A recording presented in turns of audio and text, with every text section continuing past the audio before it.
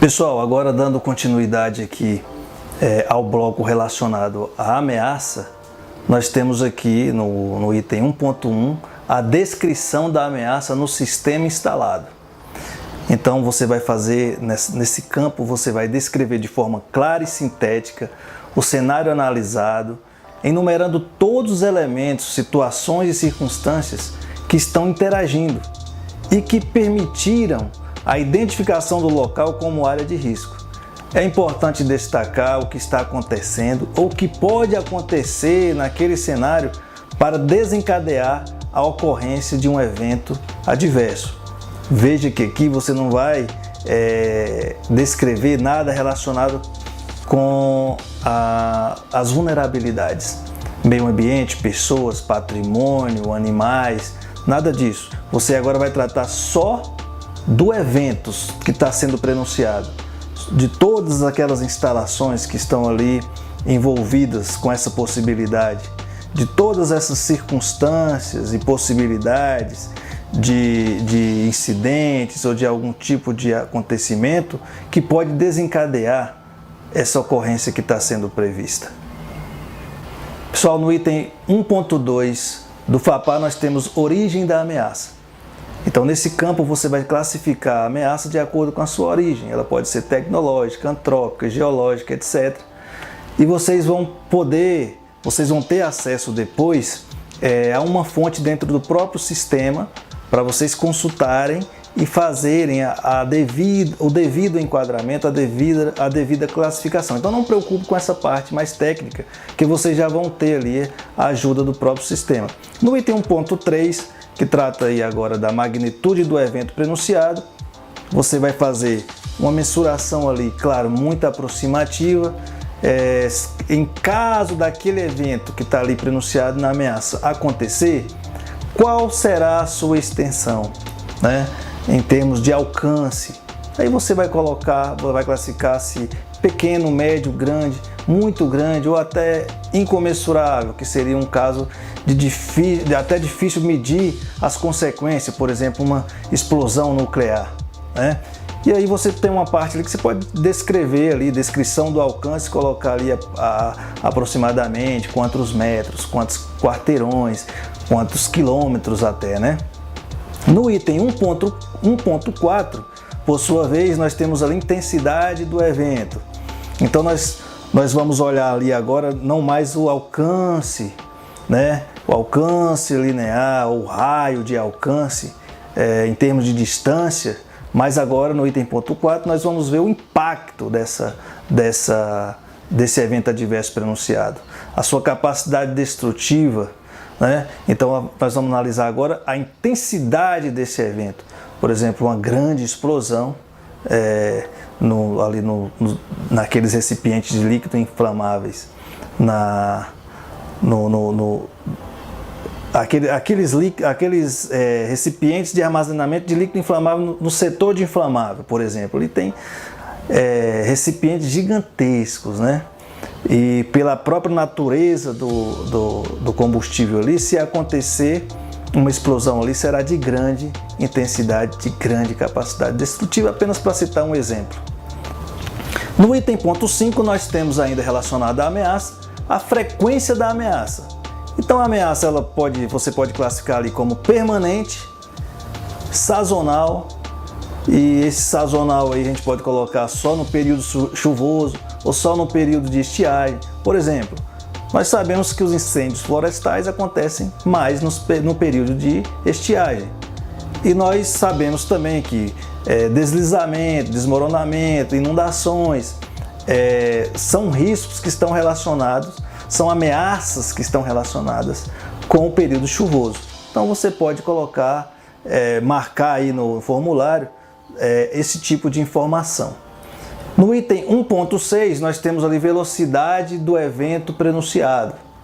Então você vai observar de acordo com o evento que está prenunciado ali na ameaça, dentro dessa área de risco que você está fazendo ali o cadastramento, se aquele tipo de ocorrência é uma ocorrência que acontece de forma súbita ou ela acontece de forma gradual, né? Uma explosão acontece de forma súbita, um deslizamento de terreno acontece de forma súbita, né? Ou com uma velocidade muito alta.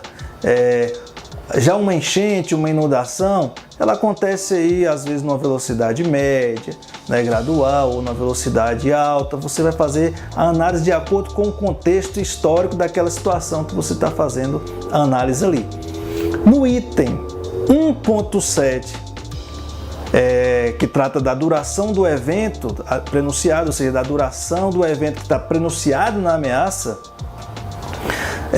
você vai observar se aquela ocorrência ali, se ocorrer, né, se ocorrer aquele evento que está prenunciado na ameaça, se vai ter uma duração pequena, se vai ter uma duração média, se vai ter uma duração longa, ou se vai ser uma duração muito longa. Existem ocorrências, por exemplo, um incêndio num armazenamento de combustível, ou num amontoado de madeiras, num galpão que armazena madeira, pode durar muito tempo, muitos dias, né, até, dependendo da capacidade de combate. Já outras ocorrências, elas, apesar do impacto, elas duram muito pouco, né?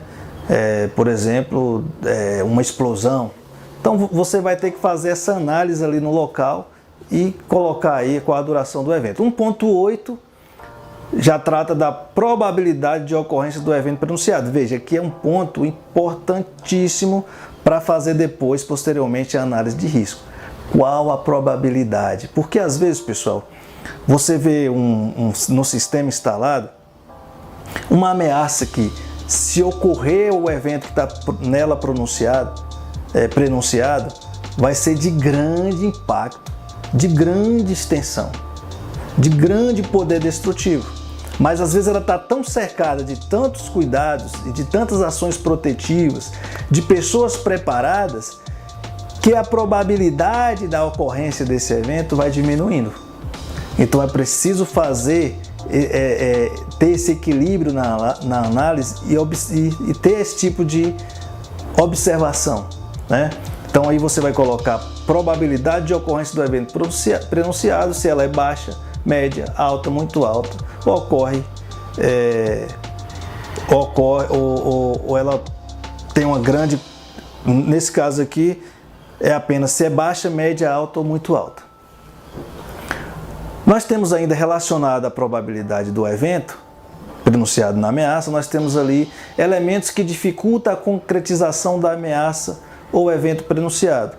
Então vocês podem colocar todo o sistema que aquela empresa ou aquele grupo que está ali envolvido com aquela área de risco, todos os cuidados que estão sendo tomados. Se tem muitas medidas preventivas, você vai enumerando ali. Quais são esses elementos que dificultam a concretização? Elementos que facilitam a concretização. Falta de manutenção, né? Falta de pessoas treinadas no local, e você vai descrevendo tudo isso ali. O item 7.3, pessoal, trata de possíveis sinais de iminência de ocorrência do evento prenunciado na ameaça. Quais exemplos que eu poderia dar aqui? Você vai fazer uma análise de uma área de risco elétrico, por exemplo, e ver vários fios descascados, onde passa ali várias pessoas. Então você vê ali sinais de que essa ocorrência está prestes a acontecer. Se você está analisando uma área de risco de afogamento e um local muito frequentado, estamos chegando, já aproximando do período chuvoso, situação em que pode ocorrer a chamada cabeça d'água, alguns chamam equivocadamente de tromba d'água, mas aquele fenômeno de cabeça d'água que pode acometer essas pessoas ali e de forma iminente. Tudo isso vocês podem colocar aí no FAPAR, né? Um local de risco de incêndio em líquido inflamável, e naquele local, naquelas proximidades, corre o risco de ter um incêndio florestal, de faíscas acometer aquele local ali. Então você vai fazer uma análise daquele cenário. Se tiver situações, circunstâncias que apontam para sinais iminentes de que aquilo vai acontecer, você deve descrever nesse item 1.7.3. No item 1.9 temos histórico ou gatilho. Trata-se aqui, pessoal, do histórico de ocorrências, né, anteriores naquela área que você está analisando, que você está identificando e cadastrando. Então, muitas vezes já aconteceu algumas ocorrências anteriores e é bom você registrar. Então, lá tem uma ameaça de um evento adverso, mas esse evento adverso ele já aconteceu. É importante você saber em quais circunstâncias ele aconteceu e colocar ali, né? Já ocorreu no local evento prenunciado pela ameaça? O formulário pergunta, você vai colocar sim ou não. Se sim, qual foi a causa, gatilho do evento ocorrido? Aí você vai fazer uma rápida descrição dizendo que já aconteceu, ou sei lá, um incêndio, um afogamento, um deslizamento, um alagamento, enfim, uma queda de árvore. E aconteceu na seguinte circunstância. A causa foi um determinado evento que aconteceu ali, enfim, você vai explicar a causa desse evento anterior para que nós possamos nos prevenir, tomar medidas para que essa mesma causa não se repita, ok? No item ponto 2, nós vamos tratar agora não mais de ameaça, mas de vulnerabilidades. O que são as vulnerabilidades, pessoal?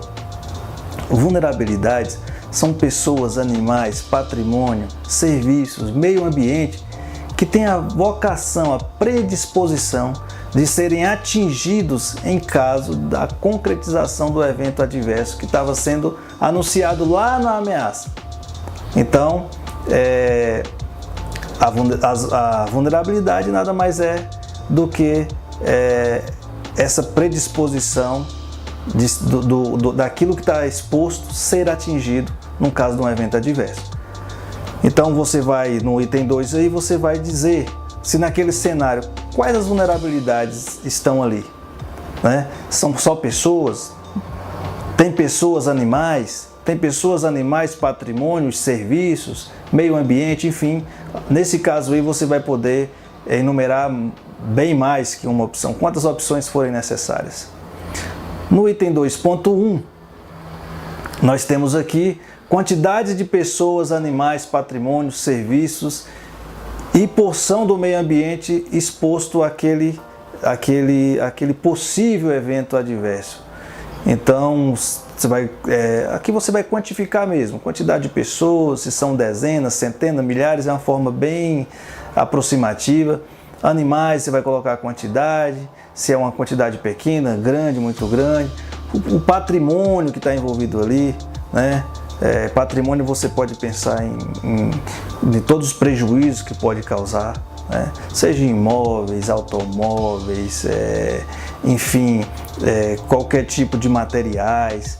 O que for visto ali como possível prejuízo, você vai quantificando. E ali não tem muito detalhe, você vai colocar só se os prejuízos são pequenos, grandes, médios, muito grandes. Os serviços também que podem ser atingidos, aí você vai quantificar. E o meio ambiente também, a área, você vai quantificar nesse item 2.1, em caso de ocorrência do evento que está sendo prenunciado. Nós estamos tratando aqui das vulnerabilidades. Então você vai quantificar com relação às vulnerabilidades, no caso de ocorrência desse evento adverso.